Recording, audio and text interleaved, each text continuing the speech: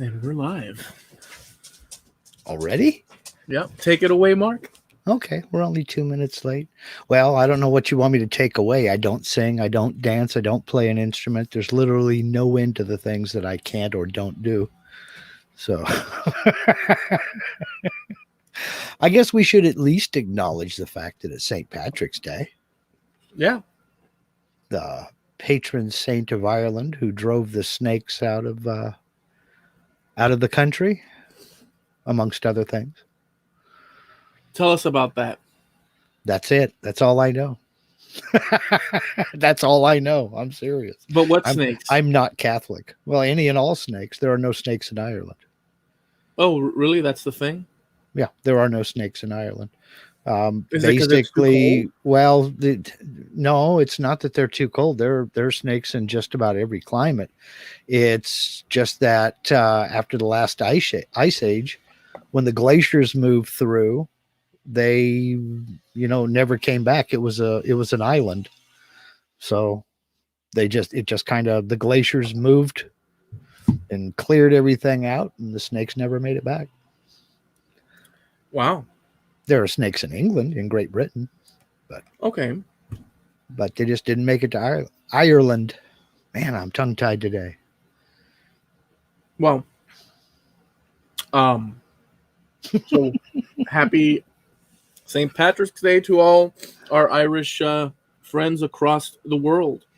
Yeah, just because it's St. Patrick's Day and all the parades were canceled and everything else, this is what it's like to be in this house, okay?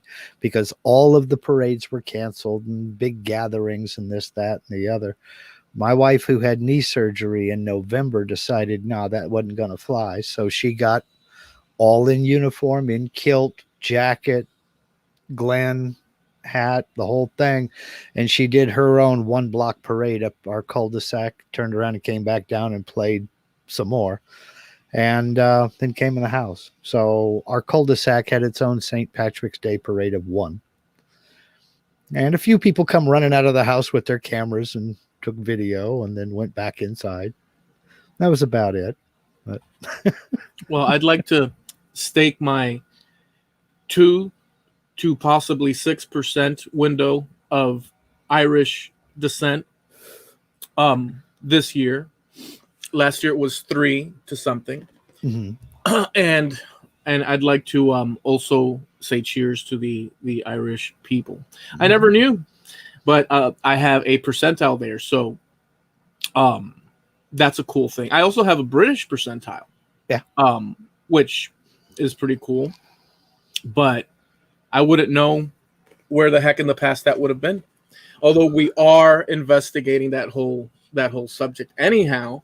Yeah. But as of yet, it's all Spain, mostly Spain, and there's an Italian line. Oh, I wanted to tell you before we get into the actual current facts of the day, I have some thoughts, and I don't know if it's going to rub people the wrong way, but or maybe not our crowd. By far. Well, who knows? But who knows? It might even rub myself the wrong way. I know that happens a lot. The last time you rubbed yourself the wrong way, you spilled coffee all over the table, so be careful. Dude, I have coffee now, and I was thinking about that same thing. That's why I always grab the cup with the safety handle. I mean, but that does nothing for your hand swishing across the... And it's just out, just within reach. Okay, go ahead. I never shared this with you, but I did share it with Steve, or maybe I did with you. But I'm doing a book, and I'm doing a photo memory book, and there's a site called, I think it's called Blurb. Mm-hmm.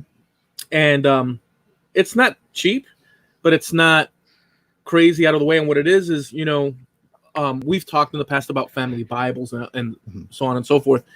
And you can sort of make your own book. And I'm putting all the photos and this and that, attaching the stories that I know. But the strange thing happened was that a curious thing happened was that I reached out to family in Spain that I had never talked to. In 2014, 13, 14, I had contact with them. And we discovered, oh, yes, that's exactly it. I mean, we're directly descended.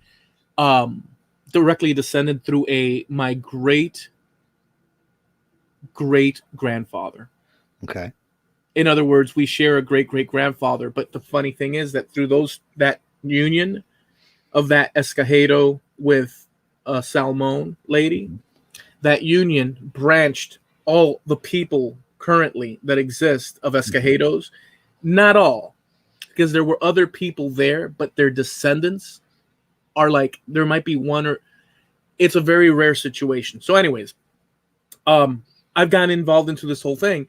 And then I said, well, why not put a book and do a beautiful book with photographs and like a profile for each person that in contact with these folks, cousins and such from over there. It opened up a whole new window of people that I did not know even existed. At my household, they always said, oh yeah, there's some cousins over there. And that's all they'd say growing up. Right. Because what are you going to do? You're going to, you're playing laser tag and running around with your friends and you don't know. But now at this sort of like part of my life, honoring them. So I've discovered this whole wave. But on the other side of my family, I've also been searching, or on that same side, but on the maternal, there's a lady in Miami. She happens to be my third cousin. I met her through another third cousin of mine that I didn't know I had. And he put me in contact with her. And lo and behold, we talked the other night. Mm-hmm. And this is the branch of Italians. Oh, wow. And lo and behold, I found, going back 3 generations, the names alone of the people. And documentation exists in Cuba because they were immigrants from Italy before right when Italy became a state or a country. Right. So these people left just as Italy was becoming an actual country and went to the Americas like so many other people did. Right. But these people ended up in Cuba.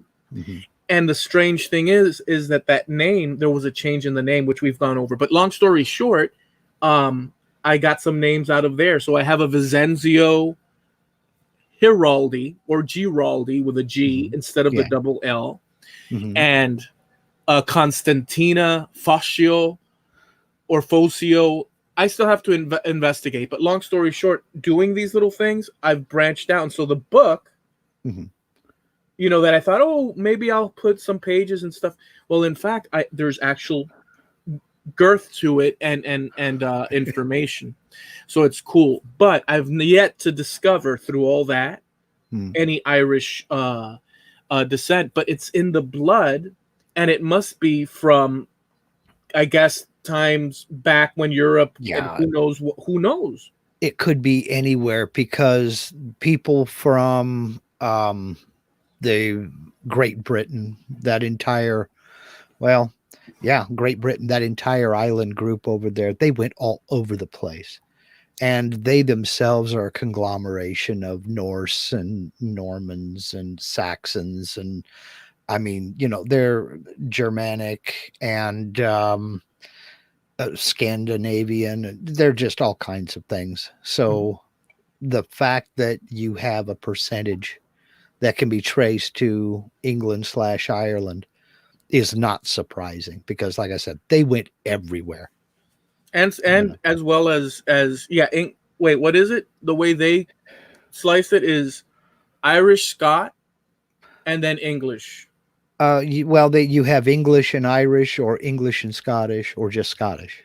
No, but the way they break the that's the way they break them down. I thought they're actually in their analyses, they're actually mixing, or not mixing. That's not the right word, but they're categorizing Scot and Irish because they're very difficult to distinguish when it comes down to on a DNA level.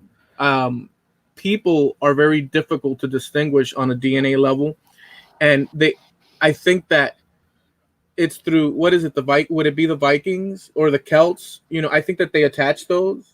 Can you tell me a little bit about that?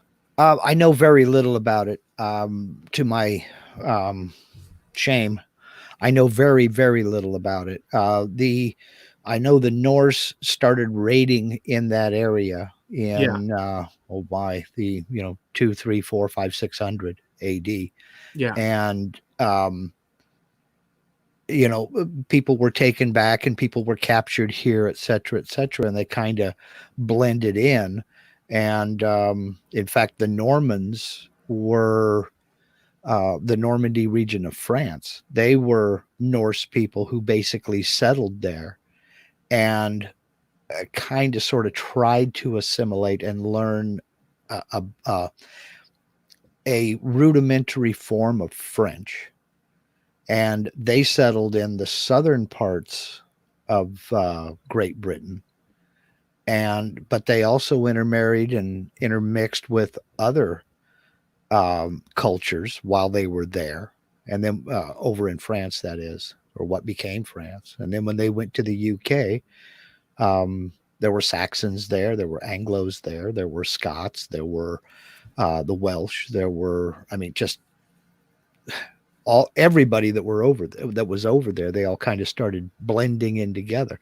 But the Scots distanced themselves from just about everybody and stayed more or less hidden, or tried to stay hidden, and just rejected anything and everything they could it's not an easy country also to, because it's very rugged terrain. The Romans never even made it that far, and we're talking about one of the biggest empires that ever existed.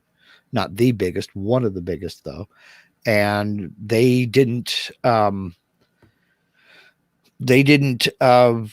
never made it. See, they got further north than Hadrian's Wall, but not by very much. A few miles. And they built Hadrian's Wall basically to keep the Scots out of there, keep the Scots away from them, to defend themselves against the Scots. Because by that time, the Romans it was kind of sort of the start of the decline of the Roman Empire, but they had people on so many fronts, they couldn't afford to send that many people to Great Britain to take the entire islands, because they had so many other wars going on in so many other places. Yeah. So they were eventually they just went ahead and pulled out and left. But at one time there were like 10,000 there garrisoning the defenses at Hadrian's Wall, just to keep the Scottish raiders from coming further south and wiping them out. I think that's also a good, since you're mentioning these things, and I love history. I love particularly that history, actually. It's just so darn interesting, but it's at least for me, and of course it's not like I'm any type of expert. I'm just, enthusiastic. Mm-hmm. It's hard to sort of gather all that information into a timeline that's digestible without referring to pages and books, because it's such a long history. Exactly. And I like that too. Like, I like the idea of, I like history a lot. In those times, these people had not only that kind of issue where another group of people can invade, say the Romans or this or that or whatever, but they also had the issue of, which you might appreciate this, the issue of, let's say plagues.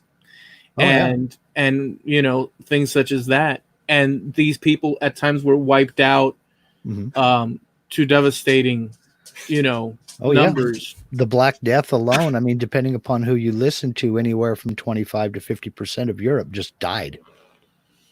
That's just it. They just died. We are the survivors, the remnants of those that survived.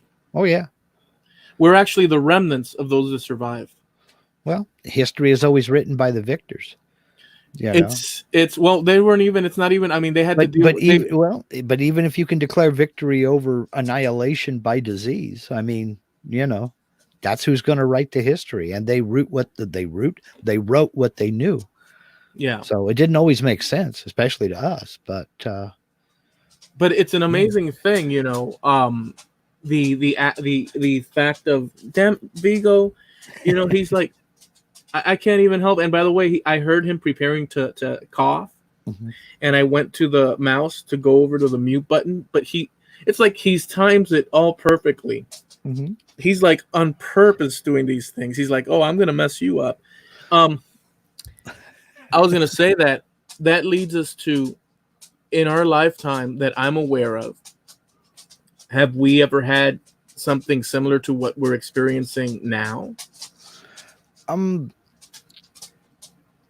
some ways, yes. In other ways, no. I don't think I've ever seen panic, and I mean, I'm talking abject fear out of people like I'm seeing right now. And that's strange to me. I mean, I remember the swine flu. I remember various different diseases back in the day. Heck, my father came down with swine flu and he survived. Or no, what was it? Was it the swine flu? It was back in the 60s. It may have been the Hong Kong flu. There's been so many, I don't remember. But I know that this is not the flu. It's not the influenza virus. But I've never seen people just go absolutely crazy like they're doing now. You know, I guess we have just lucked out. I mean, I went shopping on Monday. I dropped my wife off at physical therapy, and then I go shopping, and then I pick up a few things here and there, and I come home. And went into the store, and of course, toilet paper and paper towels were totally wiped out, with the exception of, for some reason, you know, those blue shop towels that you can get, the disposable paper shop towels, the best ones around. They look like paper. You know, we're talking $4 a roll. They're awesome. Yeah. They had a ton of those. I guess nobody's brave enough to use that. But well, guess what? That's awesome. I'd buy them. But I went over. We have a one of those glass top smooth surface ranges, cooking stove, and there's a special cleaner you need to get. So I went over to get a bottle of that, and they had a bunch of it there. And I'm reaching up. I grab one, put it in my basket, and there is a young guy, trying to stock these twin packs of the Lysol disinfectant cleaner for like countertops and what have you. Then he opens it up and it's 2 trigger spray bottles. And he's looking for a place on the shelf of where they belong. And the shelves are empty. So he has no clue where these things go. And while he's standing there with this box, the guy walks up to him and says, "Hey man, can I get one of those?" He goes, "Oh yeah, sure." And he takes one out of the box and hands it to him. And another guy, "Oh, me too. Oh, okay, sure." And he hands it to him. And I said that I got what I needed and I was getting ready to leave. And I said, "You might as well just put them anywhere. They ain't looking at prices or tags or nothing. They're going to buy it no matter where you put it." And he says, "You know what? I think you're right." So he takes the last 4 twin pack and just puts them on a shelf. I don't know, maybe brooms went there or something like that. And he throws the empty box on the ground, bends over to his cart to pick up another one, turns around, 2 more of them had disappeared by the time he grabbed that other box. So people are just going nuts buying all this stuff. and it doesn't matter what it is. Mm-hmm. But it's funny, the things that you would think would go quickly were still there. But I think it's that herd mentality. And I say herd, H-E-R-D, and H-E-A-R-D, because, we heard that there is some toilet paper shortage, so they dive on the toilet paper and forget things like, I don't know, food. You know, because, lunch meat had been hit a little bit hard, and hamburger had been hit a little bit hard. But I was there for a corned beef, walked right up and, rummaged through. The bin was full. Rummaged through, found the one I wanted, put it in the basket. We had it for dinner tonight. It was very good. I needed some Swiss cheese, went over. Lunch meat had been hit a little bit. Cheese was full, grabbed some cheese. Milk was full. Eggs were there. Butter was there. I mean, the things that you would think would be gone fast. I went to the bread aisle. It was fully stocked. I was the only one on the aisle.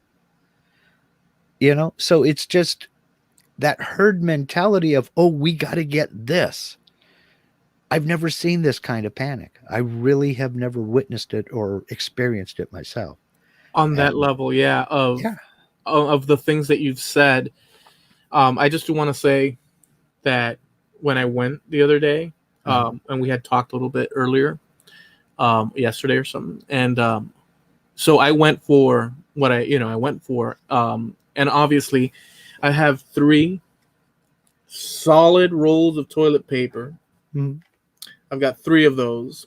But in a normal scenario, you'd go and you power up on those. But I can't do that. I have 3 solid rolls. Now, I'm not the type that, and by the way, maybe we shouldn't even discuss what type everyone is when concerning toilet roll, but I don't grab the toilet roll and go, and then just, I don't form like these huge, I don't do that. You're not after a quilt. Right. But if you're judicious with it and take it easy, those 3 rolls might possibly last me till the end of July 2045. Not just kidding. They'll last me a little while, and I'm sure that from here to a few days. And if not, what ends up happening is that we can go the way of the third world, newspapers, water hose. I mean, people act like they don't have washcloths or a shower. Right. I mean, I get the convenience. I really do. And I understand buying the disinfectants and what have you, because, you're right. You don't know where each other has been. And yeah, there are some nasty people out there, but still, I don't know that it deserves or it warrants the level of panic I'm seeing. I mean, people are absolutely petrified. They really are. I've never seen restaurants saying, no, the dining room's closed. You can meet us in the parking lot and, give us a call. Let us know you're here and we'll bring it out to your car. That's craziness. That's insanity. I mean, that's just pure paranoia. Oh, well, I think we all need to just kind of calm down, sit back, relax, and kind of try to use our heads a little bit, because what's going on now isn't helping anybody. Let's see. I wanted to say something on the lighter side before getting here, but well, no, it's fine, but I have something to say about that too, obviously. But it's like we keep adding more things to talk about. It's never ending with us. I just wanted to say that another thing is that I did purchase other items, but milk was gone in my particular store, and obviously all the toilet papers and towels and all that. But I did find believe it or not, under a bottom row, I just ducked down and looked, 2 packs of those actual paper towels, the square ones they use for parties. Oh, okay. That are slightly heftier. Yeah. The ones that they come in like a plastic sort of, and there were 4 of them. And I went under there, dun dun dun dun dun dun dun dun dun, Jones. And as I started pulling them out, there was a little label, and it said, "Please, during this current whatever blah blah blah, we can only sell 2 per person." Yeah, and there's a lot of that going on too. And so I was going to take all 4 because I mean, what the hell? But I took 2, and 2 plus the toilet paper that I have is completely reasonable for me, and so I grabbed those. That was success. I was like, dun dun dun, and there was light and stuff. And so I got those. And then I went, and there's no milk, there's no eggs.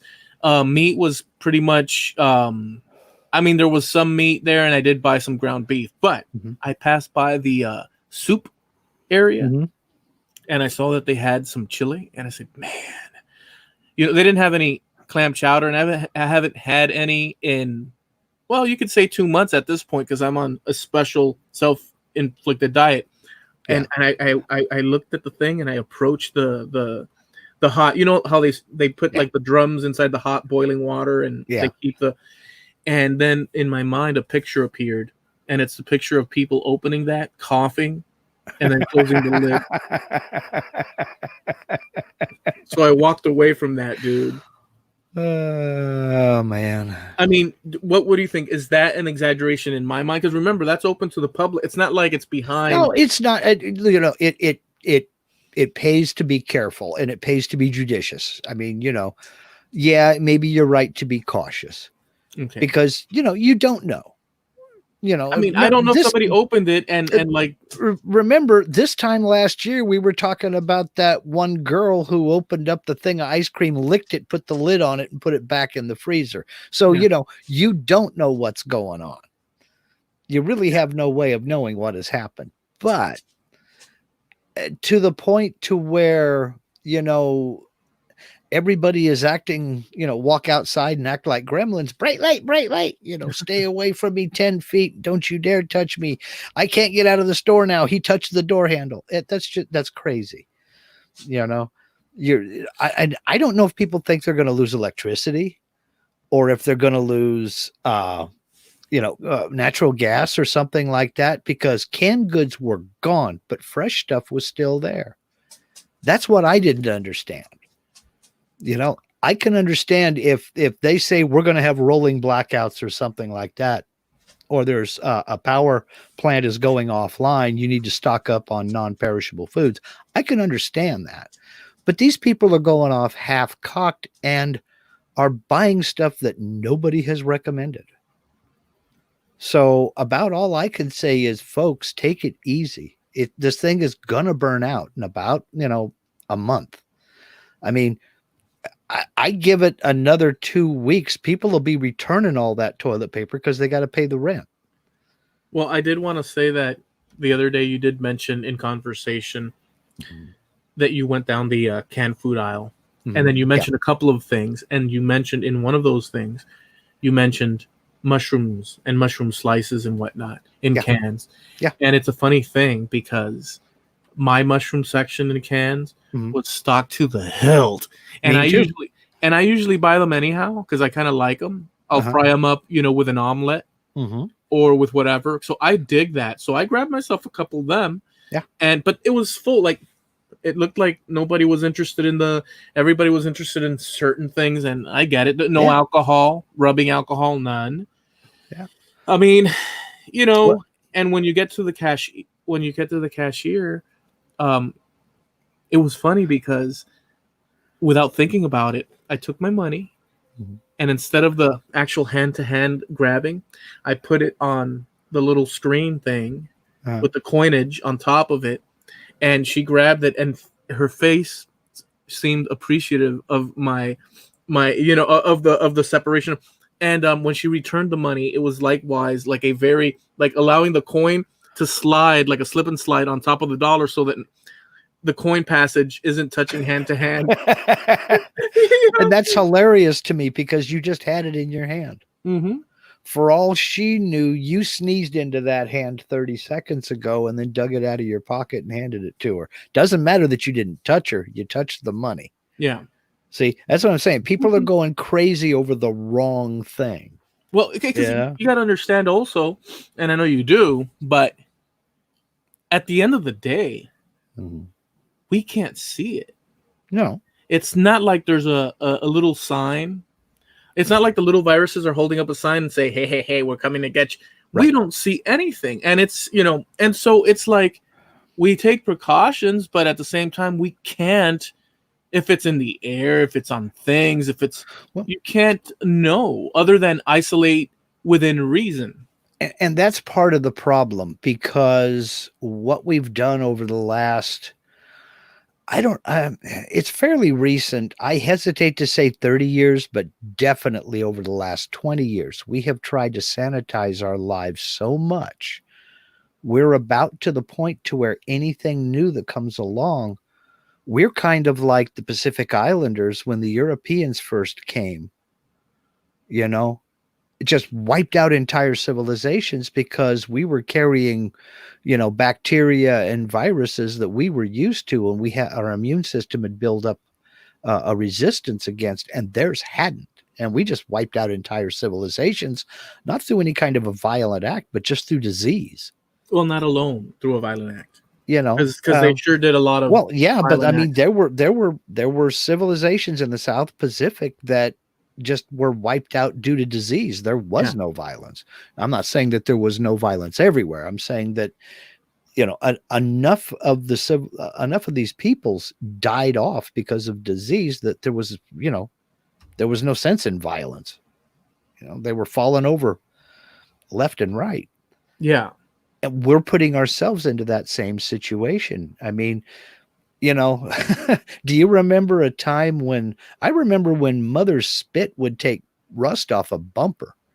Yeah. I mean, you know, lick her thumb and right down the front of your nose. You got something on your nose like that. And My that was grand it. You were clean. Great. my Gone grandmother would do that. outside. Yeah. You And know, it was like I didn't even like it back then. I didn't like it either, but what are you going to do? Are you going It to be was the like one what to say no? it was like well, it's even back then as a kid without me knowing this or that. I was like, well, what the hell was that all about? She'd go, Yeah.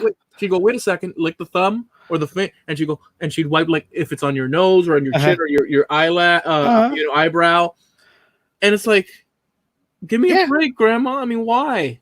In my little mind, yeah. But it was the best solvent in the world. It'd take rust off a bumper. I'm telling you. You know, you didn't even need steel wool. Well, I wasn't appreciative of that. Well, I wasn't either. But, you know, what are you going to say? You're a little kid and grandma does it. Grandma can do nothing wrong. But the antibacterial soap of the day was Fell's naphtha. And it smelled like lighter fluid because it had naphtha in it. I mean, we were washing our hands and our bodies with a petroleum product. You know, you can still get it. You can still get Fell's naphtha soap at the store.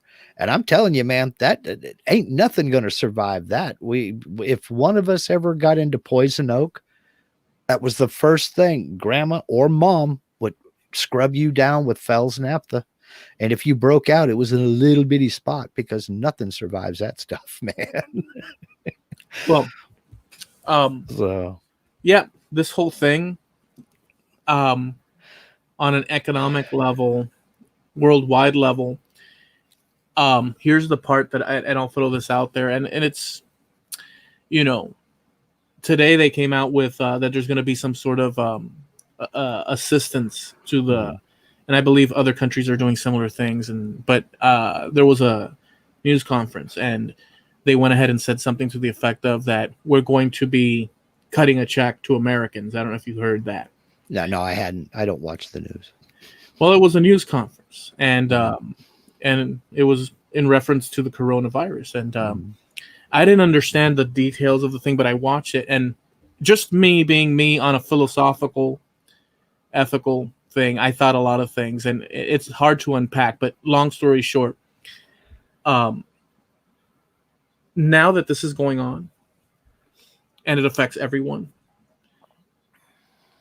powers that be that would have no problem in devastating, I don't want to say an economy, but the less fortunate, let's say, the whole concept of taxation, let's say, where governments have no sympathy, pay now are saying things like, and, you know, we're going to try to cut this because now it's a worldwide scenario that can disrupt even their standards. In other words, now that it affects everyone, you know, there's more sympathy. But the irony for me is that you'll never hear you know, anything to do with government where, oh, you can't afford that right now, you know, in reference to, oh, you know what, we understand because you and your family.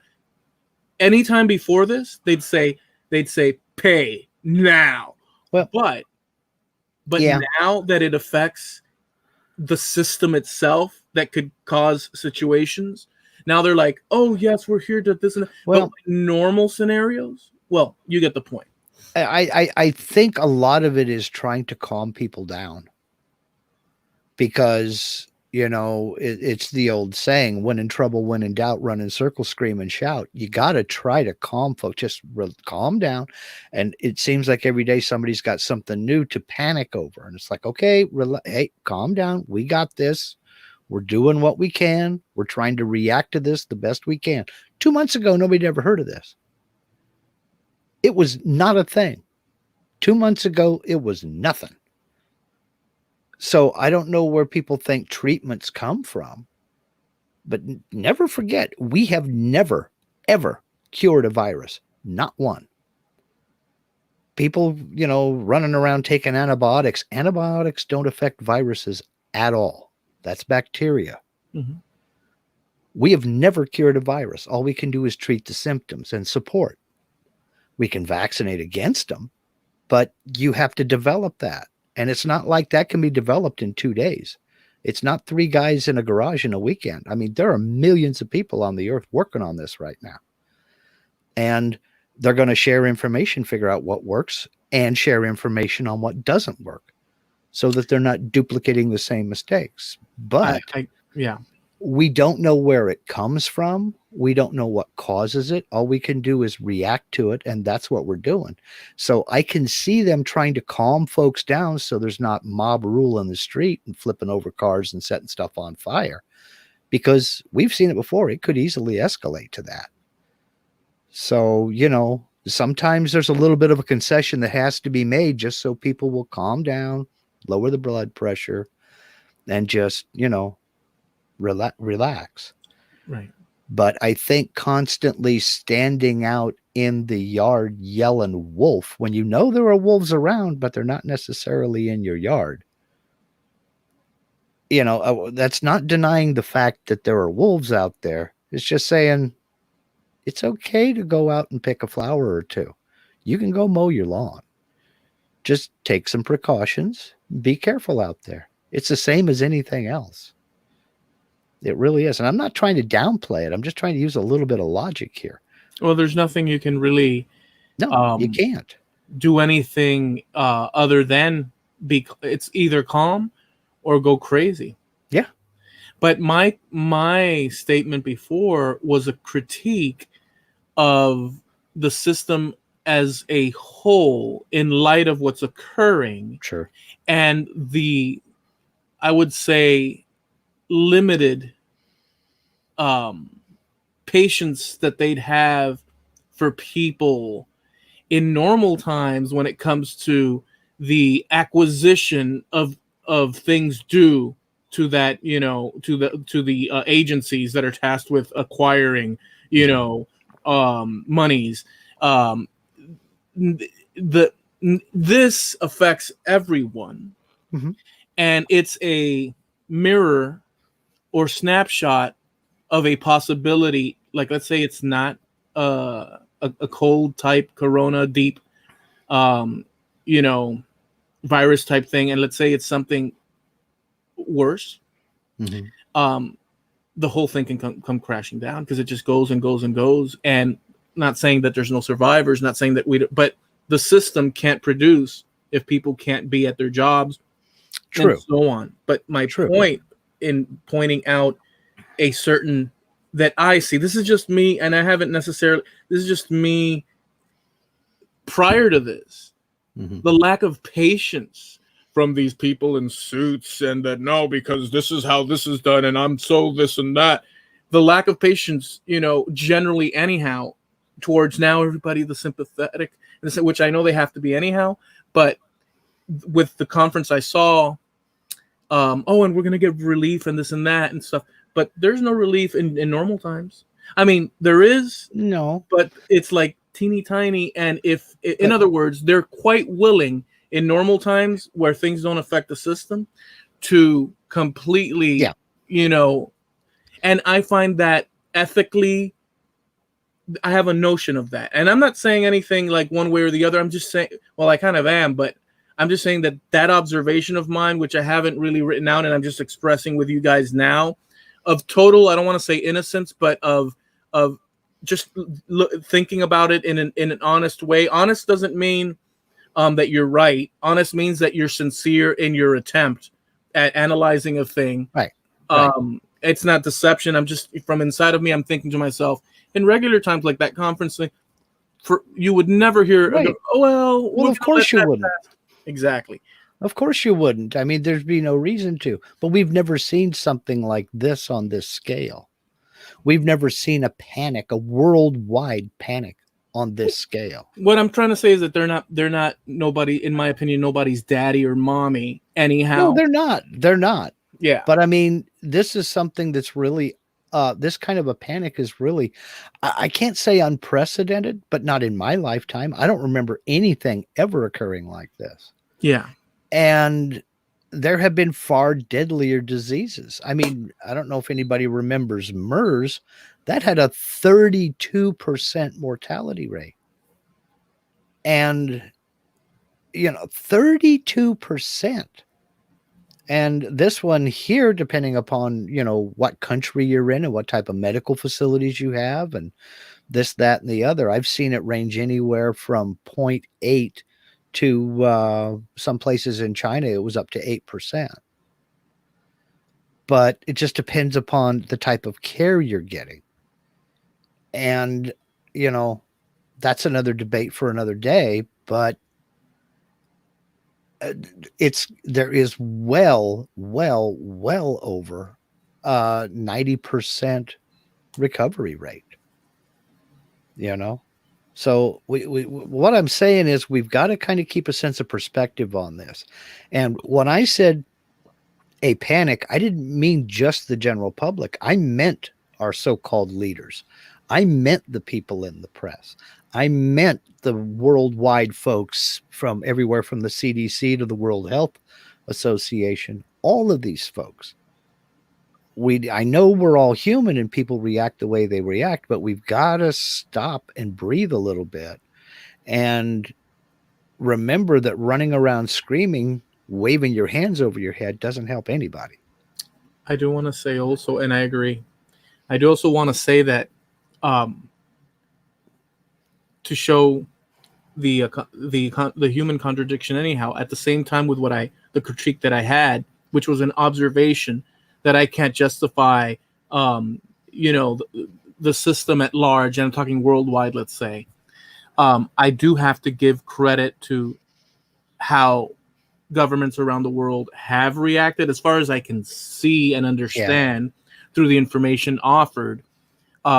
To me, has been reasonable. But that very fact, in other words, well, to me, has been reasonable. And that very fact, like, I don't know, you tell me what you think. To me, they've been reasonable and have done, my perception is they've gone in the right direction and in how they've laid things out. The panic, I think, is something that is out of their hands to a certain degree. But because I believe that they've been reasonable right now, the previous sort of thoughts that I had, that I shared, is what brings into focus a sense of hypocrisy with governments at large. There's no mercy, zero mercy. But now that everything is like, whoa, the markets and whoa, this and that, now there's mercy. And I have a strong sense of of just the systemic hypocrisy. And I really do have that thought because there's no mercy. And I'm a person that believes in I believe in a lot of things, but I'm a person that I believe that one is the master of their own destiny, whatever that might be. It's in your hands. But I also don't believe in crushing skulls, trampled underfoot.com.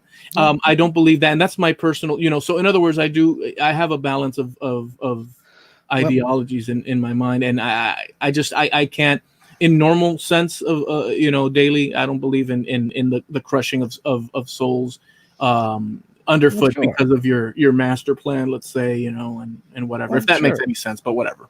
Yeah, well, sure. But I mean, these are different times. This is far from normal. And like I said, these people are just people too. I mean, they're supposed to be leaders. They're supposed to have all the answers. I mean, they say they have all the answers, but they're reacting the same way we are. They don't have a clue either. I mean, there are some of the most brilliant minds in medicine are trying to get a handle on this thing. I mean, they've been monitoring it. I think the CDC started monitoring it in December.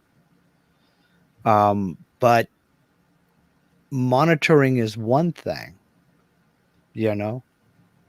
how do you react to something that you're only just starting to maybe kind of understand?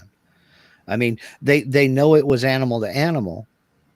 These strains of viruses. Then there was a jump. There was a mutation somehow. and there was a jump from a transfer from animal to human. I don't know if they ever found patient 0, patient 1. I really don't know. But be that as it may, it's kind of irrelevant now. And a lot of the spread is our own behavior. A lot of the spread is No outside fault of our hands. No fault of our home. Yeah, Yeah. A lot of it is just outside of our hands. I mean, you walk outside your house. The minute you close your door, you are clueless as to what has happened to anything out there. I want to say one other thing also. I mean, remember when you were a kid and your mother told you, don't put that money in your mouth. You don't know where it's been. Well, I never put a penny in your mouth years ago. Yeah. I want to say something also about this that you made me think. Do you remember for years that we'd see people from Asia with masks on entering bus depots and airplanes, and they just wear masks for years? And I always thought, and by the way, it's not like it's headlines in, let's say, American media, but we don't, in order for us to find out what's going on around the world beyond like basic headline stuff, one has to be so into reading news that you're investigating everything. It's out there, and thank goodness for the internet, because we can do research, till the cows come home. But the thing is that I always looked at that mask situation. I was thinking, well, that must be some sort of disease that's going around, and they're just protecting. But it's been years that they had that thing. Yeah. Do you remember seeing that for a long while? Well, not really. I mean, China was a closed society up until Nixon basically started talking with, oh my gosh, now I can't think of his name. Oh my God, Mao Zedong. Yeah. I couldn't remember. The only one that was coming to mind was the guy after him. But wow, they were basically a closed society for decades, and then they started to open up, and there still wasn't a whole heck of a lot of footage coming out of there, because they were very, very strict at what they allowed to the world to see. So you didn't really see that a lot. It was only, I guess, from about the mid 90s forward, because I don't remember. I mean, even when Tiananmen Square was going on and all the footage that leaked out over that, I don't remember seeing anything like that. It was like the mid to late 90s when you started to see that I remember anyway. And to be honest, I didn't really give it much of a thought. I didn't know if it was just straight up pollution, because I mean, Beijing's got some of the worst air pollution on the planet right now. I mean, to the point where people die from the pollution. I don't know if you remember the Olympics a few years back. There were people talking about that. Holy cow, this air is so crappy that, the runners and everything were having to limit their practice sessions and what have you, because they just couldn't breathe. It was so nasty. But, I have seen people walk around here with masks, but we have a lot of people with suppressed immune systems. I mean, there are a lot of people on chemo. There are a lot of people taking drugs that suppress the immune system to fight other diseases and things like that. And a lot of it is what we've done to ourselves as well, in that, over-medicating, self-medicating, and thinking that antibiotics is going to cure a cold and things like that. And just trying to be as spotless as possible. We are suppressing our own immune systems now. Yeah. That may or may not have done anything for anything like this virus. Yeah. But to me, it's an example of what we have done. I mean, we've got tuberculosis coming back, and has been coming back for, a couple of decades now. and that was just about wiped out. We've got measles coming back, and that was just about wiped out. We have completely and totally eradicated smallpox. Yeah. The last case of smallpox was diagnosed, I believe, I want to say Bangladesh, in like the 1980s. And there hasn't been one since. We've wiped out smallpox. I think polio was wiped out as well, but I'm not 100% certain on that. But we have backed off a lot of that. So, you know. I was going to say that the whole cleanliness thing that you were talking about, in one hand, it allowed for the progress of man in an incredible way, but at the same time, it creates that you're saying, or at least it appears to be the case. But because of hygiene, let's say, we've been able to exponentially grow as the population and all sorts of things. But at the same time, if you don't get a little dirty and like kids and that, let them roll around in the mud a little bit. But see, it's just, that's the thing, oh God, as a kid, I used to eat dirt. Are you kidding me? We just didn't care. Yeah. We just didn't care. Yeah. I've had dirt and sand in my mouth for sure. Oh, yeah. I mean, we would go swimming in some of the muddiest ponds and the dirtiest lakes, stunk of algae and everything. We didn't care. Mama, that's stagnant water. There's mosquitoes all over the place. So what? I'm outside. You're going to get mosquito bites. I don't know. Did that make me immune to anything? But, yellow fever was spread through. Oh, and by the way, it was get this, it was an Irish Cuban, half Irish, half Cuban, that invented the antidote, the vaccine, to cure it. What, yellow fever? Yeah. Yeah. Okay. Yellow fever. He created the vaccine that changed that. There's a big in Panama. The reason I know that random fact is because I've been doing my whole research thing, and my parents went to Panama and they took video in front of a statue, and it said the guy's name, Finley, something Carlos Finley, I think his name was. Carlos Finley. Yeah. So he invented the cure. And there's a plaque in Panama because they had a big problem over there, and they were very thankful, let's say. And the reason I know that is because I have video footage of my dad standing in front of the statue with Carlos Finley's statue with the plaque, and I'm like, well, and then I had to go figure it out because I'm curious to the end, and I figured that whole bit out. So, but mosquitoes do. I mean, getting hit by mosquitoes might seem benign. But when you're 7-year-old kid playing outside in the middle of the Bay Area of California, the last thing on your mind is malaria. You don't even think in that direction. Right. And we don't have that type of mosquito here anyway, or at least we didn't then. God knows what got trucked in. Hey, check but it was serious. If you came home clean, your parents thought you were up to something. Because I'd leave on a bicycle and I'd be gone until the street lights come on. If I came home clean, they knew I was up to something. What were you doing? Where'd you go? You know what used to be awesome as a kid? That I'd go off on bike and with the friends and this and that. And I remember we're in Miami, so it's super hot and humid and all that. But I remember that after a day of adventures and this and that, throughout the day, you'd stop with friends. Maybe you stop at a corner or sort of candy store, or whatever the heck you might want to do. And we'd be drenched, all of us. You could touch your arms and your legs, and there'd be a coating of sweat oozing from you. The process of filtering out, pushing out, all that, was so productive.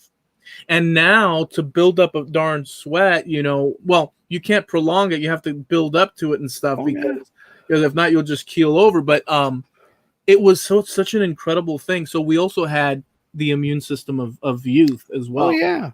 And I remember, me and 4 of my friends all pitching together our money to go into the store and buying one soda and sharing it. And if you wiped the bottle off before they, after they passed it to you, you got teased and you got dogged for that. What, Yeah. you think we've got cooties or something like that? Yeah. Yeah. But Six kids passing around a bottle of Orange Crush or something, or Grape Knee-High. See, but okay, but that's been around even in kids' heads, because we were taught that don't share bottle. That's been around forever. Like there has always been a notion of trying to avoid certain, the fluids and whatnot from person. So there always, but we took those risks anyhow. But as kids, and we didn't care. But that notion, though, that actual notion has been around for a very, very, very long time. Before our time, people understood that whole situation. I mean, even prior to that, going back into medieval times, people had that notion. Oh yeah. Except they thought it was spread through, and they were like, we've talked about this. They thought that it was spread through the bad odors, through smell. Yeah. Which, in a way, it just happened to be that bad smells accompany the things that cause the disease that they were fighting with. We're talking about they're fighting cholera. Cholera follows sewage. So if you smell sewage, you think, oh, I'm going to get cholera. You quite possibly will, but it's not because you breathed in something. Right. It's when human waste gets in contact with the water and you drink the water, that's when you get that stuff. So in general, I am pleasantly surprised and at how governments around the world have acted, because I think that you could go the way of whatever, we'll see, let it be. But the idea of people locking down as far as country to country, the concept of, as far as what we've been given, we don't see numbers. I mean, we're talking close to 100,000, 200,000 cases, maybe more around the world. I'm not sure what's going on now, but as of right this moment, but that's still a drop in the bucket in the percentile of humanity. So if you look at it in that respect, it's like, but we're talking about something that spreads. We're talking about something that's scary, that spreads. You don't know if you've got it until you've got it. And, people are kind of at a loss for how to protect themselves against it. And you notice it's mainly the older people that are saying, calm down, relax, have some dip, because we were taught this kind of stuff. We're not teaching kids this kind of things, wash your hands before you eat, don't do this, don't do that, do this, do that. We can't be bothered. We're not teaching kids to be independent and take care of themselves anymore. We're teaching kids that you can rely on somebody else to take care of you. And I think that's part of the problem as well. That it's somebody else's job to take care of you. It's not your responsibility to take care of yourself. Now, I don't know where it sits in your head in degree of possibility, likelihood, and so on. But I know it sits in your head because we've talked about it, and, but the idea of society collapsing, let's say, I'm assuming that the majority of people, even though there's movies that they could refer to, I mean, we have zombie apocalypse movies and so on and so forth. I, for one, without knowing the details, I'm quite aware that everything hangs on a string anyhow. Because it really does. If you sit down and actually work through it, but without being sort of like textbook, analysis throughout the whole thing, but just consuming everything that we've learned in our lifetimes, everything kind of does hang on a thin line. Because 1 minute you're here, 1 minute you're not, and you can apply that to many different things, from jobs to family, just everything. And with that said, how much of the population at large do you think have that concretely as a possibility in their heads up until something like this happens in normal times? I really don't know, but I do know that there is such a thing as a self-fulfilling prophecy. If you think it's going to happen, if you convince yourself that it's going to happen, chances are it probably will, because you're going to set up the situation where it probably is. No, but okay, understood. Subconsciously. So Understood. okay, but that's on an individual level. Okay. But when you start extrapolating out and it's being pounded into your head, not through any official channel, but like let's pull back and go back to what started this whole thing, people buying toilet paper like crazy. I finally, this is anecdotal, I'm not 100% certain that this is true. It's just something I saw somewhere. I don't remember what it was. That whole thing started in Korea because they didn't have the manufacturing plants there. Most of their toilet paper was made in China. And when the exports stopped, they ran out. There was a legitimate shortage there. Mm-hmm. And people over here, certain people over here heard that, extrapolated out, and the dash was on. And as soon as you see somebody with a shopping cart with 15 multi-packs of 24 rolls of the mega quadruple roll, mm-hmm. you start thinking, what do they know that I don't know?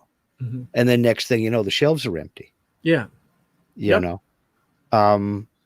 But I don't know that that's 100% for a fact. All I know is I have never, ever, ever heard anybody of any authority on the news, any positions of power say stock up on toilet paper.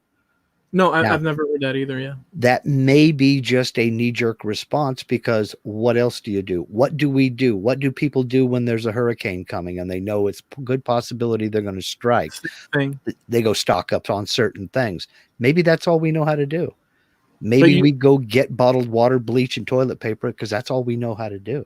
But you okay, so I agree with that. But my question, just to reiterate, the focal point was, yes, I agree that that's what has the steps that have occurred. It seems reasonable that that's what, mm-hmm. how it went from toilet papers in the aisles to nothing. But my question, how much of the population at large do you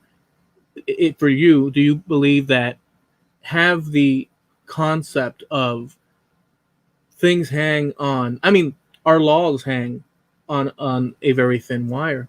It's up to the consent of people. If people decide, like, as an example, and then I'll let you say your bit. Mm-hmm. As an example, if you have a stop sign and everybody knows that stop signs, you stop at stop signs, and people do, then everybody's agreeing to it. But what happens if somebody says, at this corner I'm not, and at this hour I'm gonna run and then the next guy, and then it becomes a consensus where a government can't require everybody if they don't consent. We're governed by consent, right? So my question to you is, these laws, these things, all these things, I know that everything hangs on a thin wire in my analysis of the thing. So my question to you is, what percentage, if you had to sort of gleam at it, do people have that concept of that everything could go awry? I don't think very many people think of it in those terms. I don't think very many people think in those terms at all. I don't know. I think it's a relatively small portion of the population, maybe 10%. But where I was going with this was, if you keep extrapolating it out, that could be the self-fulfilling prophecy that I'm talking about. Because it is like you say, these laws are there by our consent. And we're at the point now to where people are cheesed because they can't get toilet paper. Wait till they start breaking into people's homes or vehicles and stealing it. Oh, yeah. We've seen things like that happen. We can't get this, so I'm going to steal it. It will happen. We will see news reports about somebody leaving a store with a bunch of toilet paper and a fist fight happening. There's already fist fights happening in aisles. Let me just throw this in. But somebody is going to snag a big box of toilet paper out of somebody else's shopping cart out in the parking lot, and the fight's going to be on. Let me just throw this in. I agree 100%. And if you take things like, you could say Venezuela, not even Cuba, Venezuela, but let's say Cuba for a second. Very simple. population at large cannot acquire things that they need, and they resort to stealing. Sure. Simple as that. And yes, populations, when they're squeezed and have nowhere to fill up, let's say, will resort to all sorts of things. And it's kind of a dystopic sort of like apocalyptic type thing if you do the calculation out.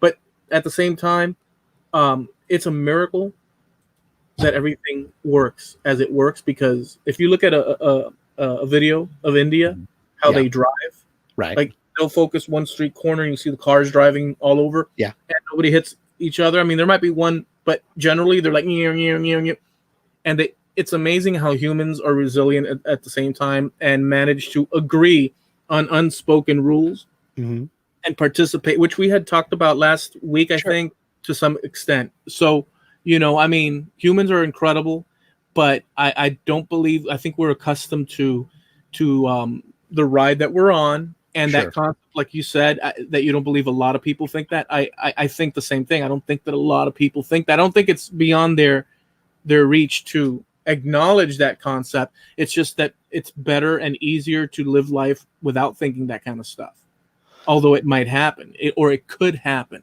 And that's where the self-fulfilling prophecy comes in, because people panic. And let's be clear, because I'm that word nerd. I believe that words mean things, and the definition of panic is sudden uncontrollable fear or anxiety, often caused by wildly unthinking behavior. It's an emotional knee-jerk gut reaction. They lash out in whatever direction because they simply don't know what else to do. And when that starts to break down, you get enough people panicking like that, the mob mentality starts to take over. And then it doesn't matter what the action is. The more people that are taking part, the more people that are willing to join in, who otherwise would never think about that kind of behavior. Yeah. So that's what I'm getting at. It goes by degrees, but sometimes those degrees are very, very, the jump from one degree to the next is a very gentle jump, and you don't really see it. And that's why my attitude is, I'm taking my precautions. I'm doing what I can to protect me and my family.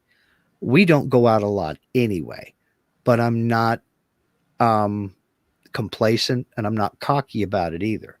Yeah, I go wash my hands, after handling a shopping cart or what have you, because those little disinfectant towelettes at the doorway, they're gone. Forget it. They're gone. They bring out a new bottle, somebody grabs it and runs out the door with it. I mean, they're gone. So there's that breakdown already. It's to the point to where you go to Taco Bell to use the restroom or something like that. There ain't no paper. Somebody's already got that at home. Yeah. They're going to start putting the napkins behind the counter. It's come to that point because people aren't thinking. Well, I've also thought that in a apocalypse, and by the way, I like movies and such with those themes, because I like to see how people survive and how they deal with certain situations that are wildly outside of the commonplace. And I've thought here. Oh, go ahead. You do know that's fiction, though, right? Most of those dystopian flicks, you do know that's fiction, right?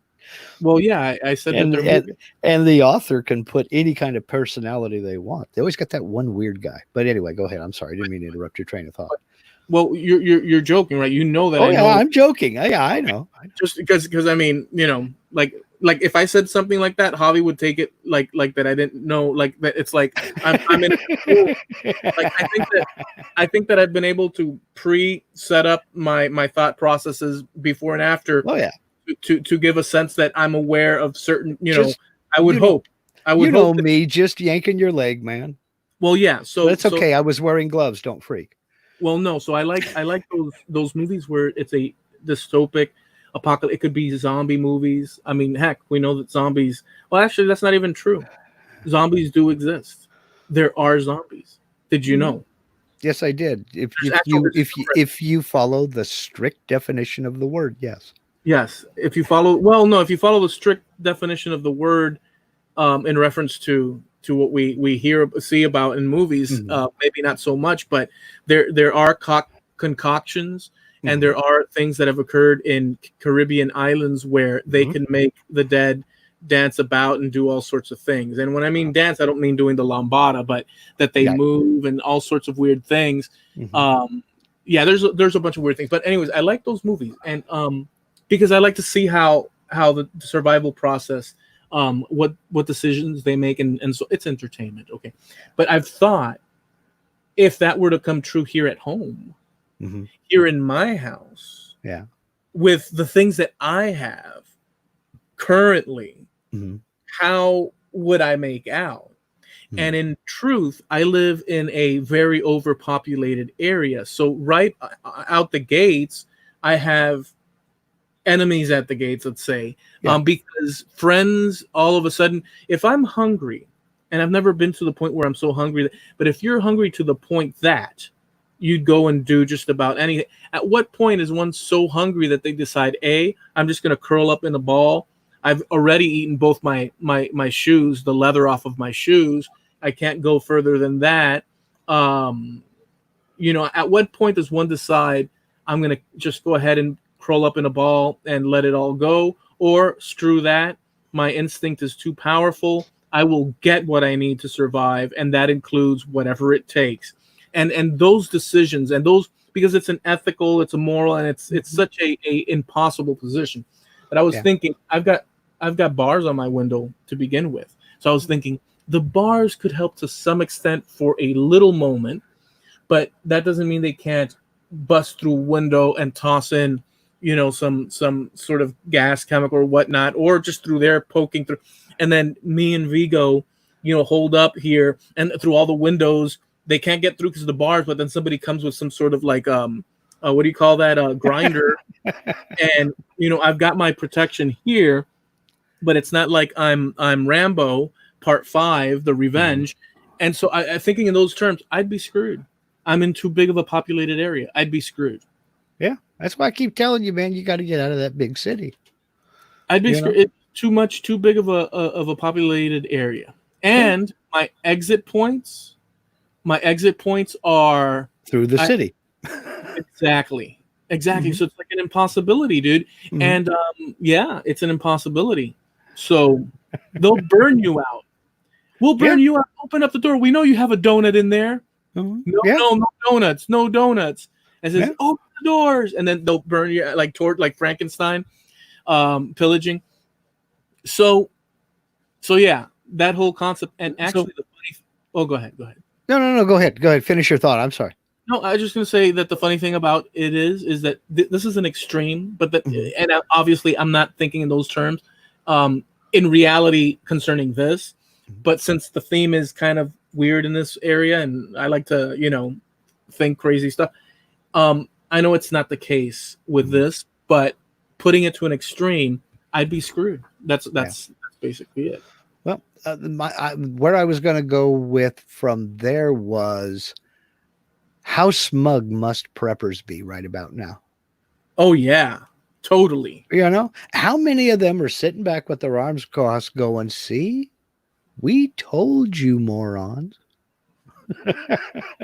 Linda and I were talking about this at dinner time tonight. There's a gentleman I watch on YouTube every once in a while. His name is Lawrence, and his channel is called Across the Pond, or excuse me, Lost in the Pond. Okay. Lost in the Pond. And he is British, who moved here to the U.S. about 10, 11 years ago now. And his channel basically is for people, his friends and family back in the UK. And then it took off, talking about some of the differences between the UK and here. And, everything from, Americanisms in the language to differences in the way we drive, not just left-hand drive versus right-hand drive, but all kinds of weird little things. And he did a video not too long ago about weather phenomena that happen here or excuse me, natural disasters and natural phenomena that happen here in the US that don't happen in the UK. And he went down the list, F5 tornadoes, category 4 hurricanes. They don't happen there. Active volcanoes, earthquakes, things of that nature. And he just went down the list, all the wildfires and everything else. And believe it or not, it was actually a constructive discussion in the comment section of this video. And I'll post a link to this video on the Trampled Underfoot Facebook page. As soon as we go offline here, I'll find it and put a link over there to it. There was actually a conversation in the comment section that was constructive. And a guy said, this is what the preppers are prepping for. People think it's nuclear holocaust or the zombies. It's not. If you live in an area that doesn't experience power outages, or you don't lose running water, or you've never lost natural gas service, then you have no idea what we're prepping for. But here, that's what we're prepping for. We store canned foods because we know that if the power goes out for an extended period of time, which it has, we're not going to be able to store fresh foods. We stock up on the products that everybody else is going to try to panic over, and they won't be able to supply as quickly. This is what we prep for. Because, and this was a line that got me, because we know the geography is trying to kill us. And when you think about wildfires, earthquakes, hurricanes, tornadoes up in the Northeast, you got the big blizzards and the nor'easters and things like that. You may not be able to, especially in the Northeast, you may not be able to physically dig your way out of your driveway for 3 or 4 days. You may have to survive on what you've got. That's what the prepping is about. It's not a bunch of kooks that think the end of the world as we know it is coming. It's things like this, where there's no toilet paper to get. They bought theirs 3 years ago. Yeah, I agree with that. I've never looked not down, but I've never looked like, oh, that's just silly. I've never done that because to me it makes, and it's an American it's a worldwide tradition, but let's just say since we're here, it's an American tradition, canning and so on, and a bunch of things. And just the sad thing, or not sad, but just it is what it is. I could do some of that even here in the city, a lot of that, but because of where I'm located and the fact that you can go and get, we are taught, culturally that, hey, there it is. You don't have to. But now with these type of things, one starts to think, well, heck, but I've always thought that was a cool thing. I enjoy that anyhow. The concept of survivalists and all that, and it's actually practical. It is. It does have its practical sides, and guys, people hunt and fish all over this country. And they do it for several reasons. And one of them is there's food. If you've got a fishing pole, chances are you can find a fishing hole somewhere close by. So there's sustenance there. Agreed. You may have to be standing shoulder to shoulder with somebody, if it got that bad. But if you know a little bit of self-reliance and independence, you're not dependent on others to feed your family. I'm going to ask you and the crowd the same question and see what you say. Okay. I have in my fridge one of those, I guess you'd say either regular supermarket or Walmart. It's a plastic bag with stacks of beef patties with and by the way, maybe I shouldn't say this because like in a week they'll be hunting, they'll be hunting me now. It sounds delicious already. No, in a week they'll be gone, but go ahead. Well, they're all divided with little sheets of wax paper and whatnot, and so it's a whole thing. I bought it and never it stayed in the back of the freezer, and I never paid attention to it because I was cooking the stuff that I had on the normal on the bottom. Sure. And it's been over a darn year. It's fine. And it's sitting there frozen solid. Are you telling me that's fine? Time to start breaking it out and eating it, man. I wouldn't let it get any older. I would eat it. So there's no issue with it frozen in there for all that time. Yeah. What does I'd eat it. Okay. And if you guys out there have any ideas, would you eat it? Because I know that people freeze stuff, but we don't. I've personally never really let things sit for longer than I've eaten canned stuff, like home prepped canned stuff, and all that, and I get it, but you know what spoiled beef smells like, right? Yeah. If it smells like that, don't eat it. If it don't smell like that, I'd eat it. I'd eat it. It's time to move it up. It's not doing any good sitting back there unused. I mean, unused is useless. So you might as well just go for it. I mean, it might be freezer burnt. It might be a little crispy around the edges. Yeah.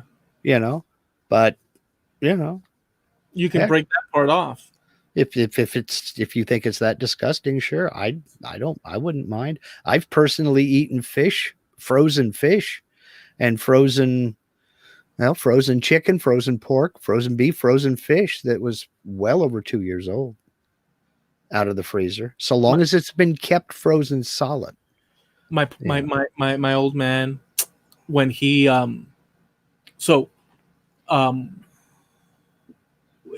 after my grandmother passed away, and he said, "Son, today we're gonna cook fish and this and that." I said, "Okay, cool, Dad." And we're in the same house, so I'm watching him, and he goes to the freezer and he opens it up and he pulls out this block of iced over fish, and he thawed it and this and that. And he's cooking. I said, "Dad, how long has that been there?" And he was like, "Oh, it's been there since I don't know what." It was a while. And I really want fish. And I was like, "Oh crap," And so he prepared this net, and I forget the dish exactly that he, but it had the fish, and it had a freezer taste to it, dude. I swear to you, but it was fine.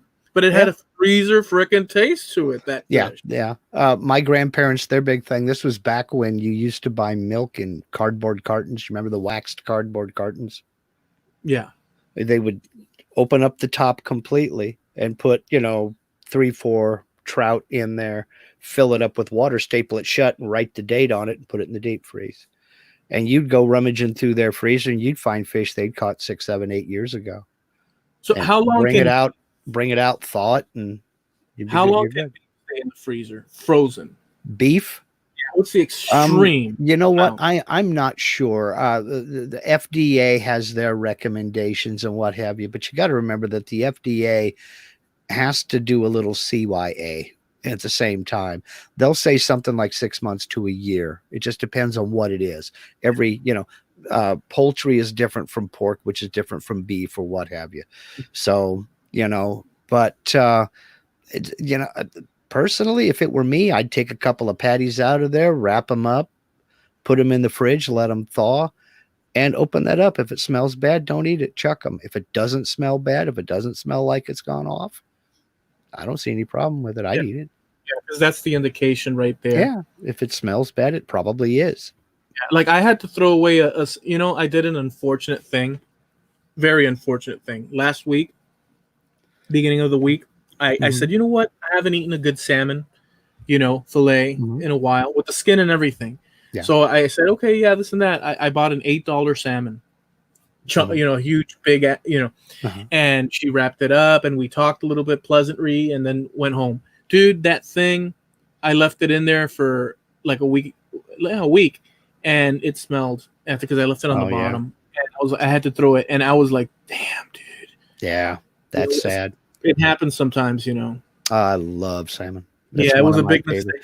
But I'm from the Pacific Northwest. It's salmon country up here, so that's just us. I mean, and speaking of which, it's I don't know if she's still listening. Linda, it's time to go fishing. I'm serious, huh? Yeah. I do want to say one last thing. By the way, I did want to mention that we have a website and it's Trampled Underfoot TrampledUnderfootPodcast.com. And on that website, we post all our previous episodes under the Wayback Machine tab. And so we touch on so many different subjects, and I'm pretty happy with all of the subjects we've touched on throughout, the years. it's been like a year and a half, 2 years almost. I think we've been running something like that, or is it a year or something? This is episode 84. We started in August of 2018. So That's pretty amazing.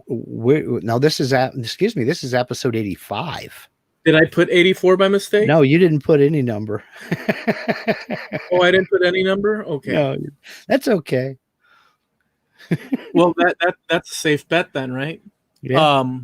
And so, boy, what was this? Oh, and so, so you can check out our previous episodes. We have a lot of entertaining stuff.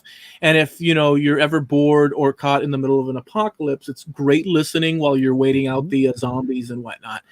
We do also have a Facebook page, and that's Trampled Underfoot Podcast on Facebook. And we usually, like tonight, Mark had suggested that he's going to post a video link to what we talked about. So we always post things like that, memes, photos, and so on. And you can also reach us through there. So share this information with others. Let people know. I know it's a tedious task, but if you do, I mean, that would be a nice thing for you to do for us. And we, do this free of charge, and we do pay our staff and say hi to our staff member there in the production office. Yeah, we don't pay well, but they get their stipend. Yeah, exactly. And we're also sponsored by Harneal Media. Steve Nealon over there in Harneal Media. You see him in the chat. He's one of our good friends. He runs a tight little Keebler tree over there, harnealmedia.com. HARNEAL for all of your website needs. You want a web store? He can hook you up with a web store. You want integration with PayPal? He'll do that as well. He's got all the answers. He's not like one of the big money folks. He's for real people. He specializes in makers and the maker community, but he's not exclusive to makers and the maker community. If you want a website with personal service, harnealmedia.com, HARNEAL. Also, we record live Tuesday evenings, 9:30 Eastern, 6:30 Pacific on our YouTube channel. Go to YouTube and look up Trampled Underfoot Podcast. That's us. So, dude, I don't care who you are. That was beautiful. One thing the Army taught me was how to talk on a roll.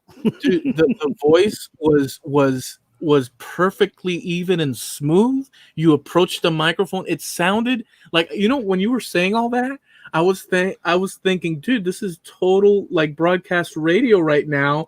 And the way I was totally impressed. I was sitting there listening to that. And by the way, me just saying that spoils the whole thing because it should just go under the radar. But we're not that kind of a podcast. No, we're not. We don't take ourselves too seriously. But I did want to say the last thing, or unless you have something other, that the other day I shared a video with you, and I found it super interesting that you guys might want to check out, and we'll figure to post that as well, unless we have another idea. And I never knew. Did you watch it though? I did watch it. In fact, I shared it with Linda as well. That was very cool. I thought it was very cool. Well, maybe you can explain it because maybe you have. I tell you what, I won't explain it. I'll make you go look for it on our Facebook page, Trampled Underfoot Podcast on Facebook. I'll post up Lawrence's video from Lost in the Pond about weather and natural phenomena that happens in the U.S. that doesn't happen in the U.K. And we'll post this video as well. It's about a small fishing community in the Outer Banks of North Carolina. That way you'll know you've got the right one. But it's a fun little video, something I had never heard of. That's right. It's incredible. All right. Okay. I mean, it's a pretty cool, episode. Yeah, I mean, just folks, keep calm, wash your hands. We're gonna make it through this. We'll come out on the other side, and everybody is gonna laugh. Mainly at us because we got 150 rolls of toilet paper stacked up in the bathtub and can't take a shower. Yeah. I always like Paul McCartney and John Lennon, where Paul would always say that they would juxtapose their attitudes in their songs, and he always mentions, it's getting better all the time, and then Lennon would say, "It couldn't get much worse," and that that variation in and I think that we have similar things like that in our conversation. Where I'll pose this crazy thing that's like and then you'll bring a reasonable calm to the in certain topics. I think that that's a good balance. I think both things are needed, and whatever. Let's stop self-analyzing the situation. We gotta go because it's been an hour and a half, and it's my edit. Yeah. All right. Catch you all next week. Thank you very much for hanging out with us, and keep calm and wash your hands. Peace.